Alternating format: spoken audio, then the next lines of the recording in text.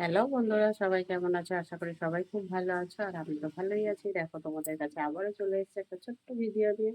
আর সবাই কিন্তু পুরো ভিডিওটা অবশ্যই দেখো, কেউ লাইক কমেন্ট শেয়ার না করে চলে যেও না, কেমন? যারা আমার ইউটিউব চ্যানেলে দেখছো তারা কিন্তু অবশ্যই একটা সাবস্ক্রাইব করে পাশে থেকো।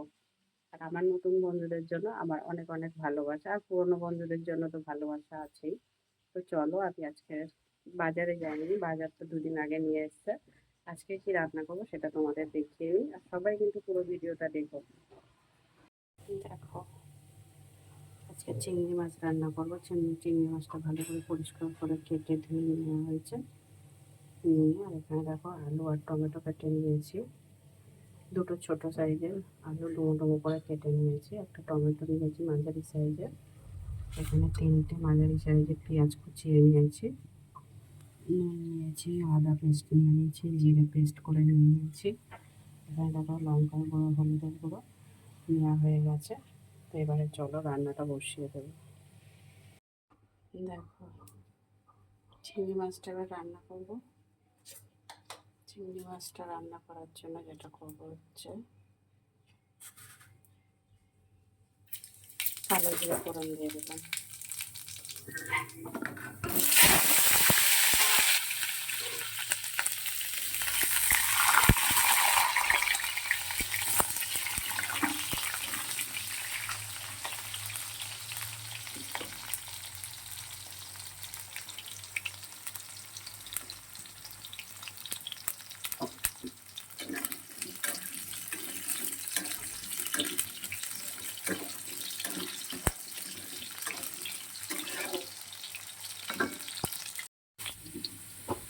আলুটা হালকা ভাজা ভাজা হয়েছে, এবারে পেঁয়াজ কুচি আর টমেটো কুচিটা দিয়ে দিলাম।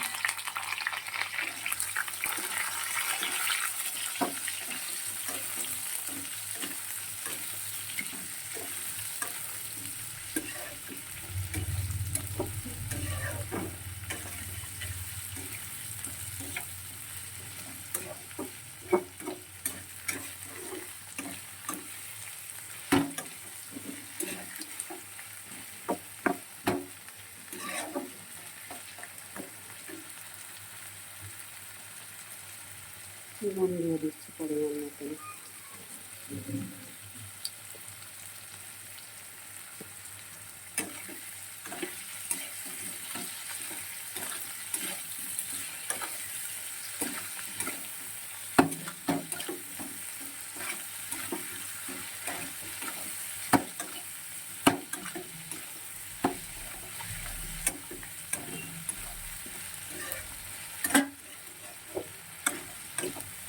এবারে কিছু সময় ঢেকে দেবো,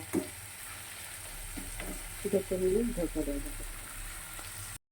দেখো, আলু পেঁয়াজ টমেটো সবটাই অনেকটাই ভাজা ভাজা হয়ে গেছে। সেটাই এখন চিংড়ি মাছটা দিয়ে দেবো, নুন হলুদ মাছ দিয়ে।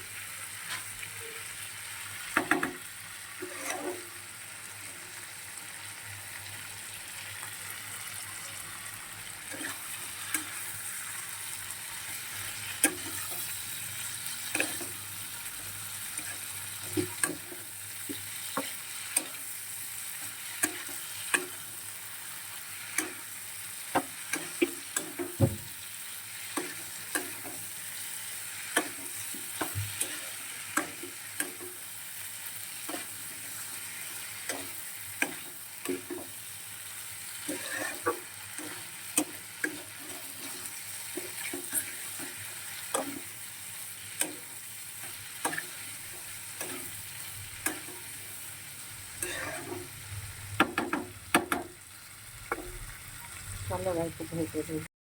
অনেকটাই ভাজা হয়ে গেছে, একটু হলুদ দিয়ে দেবো, লঙ্কার গুঁড়ো দিয়ে দিচ্ছি, আদা বাটা দিয়ে দিচ্ছি,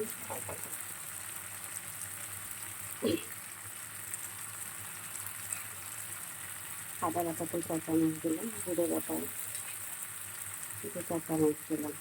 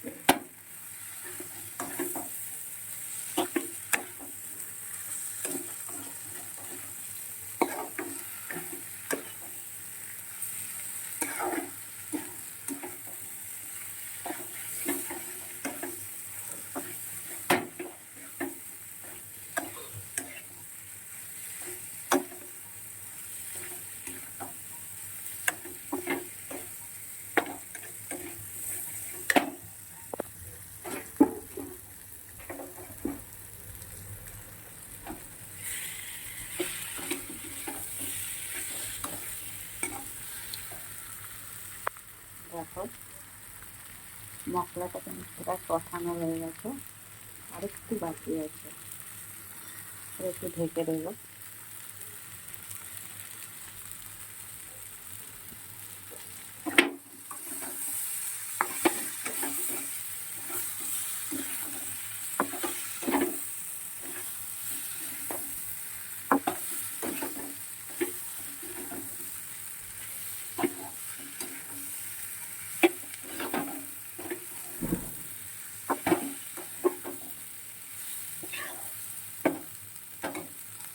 দেখো অনেকটাই মশলাটা কষানো হয়ে গেছে,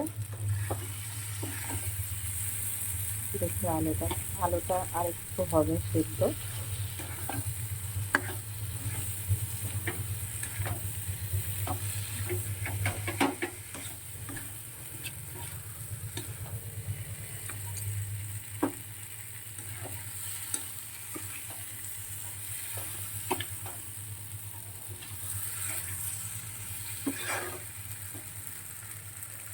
এবার একটু জল দিয়ে দেবো।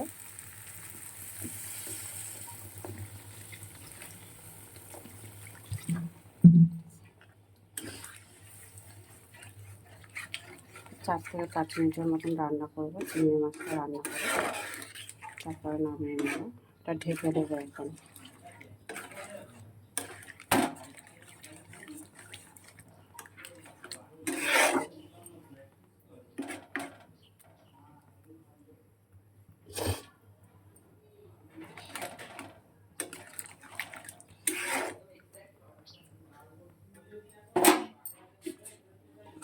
ঢেকে দেবো।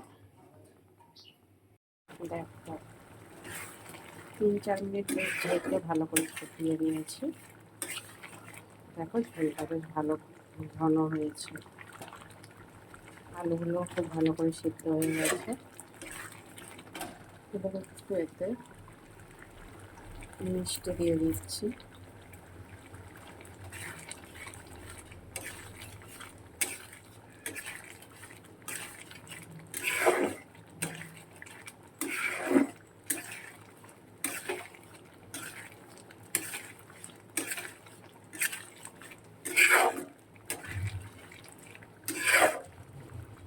এবারে নামিয়ে নেব।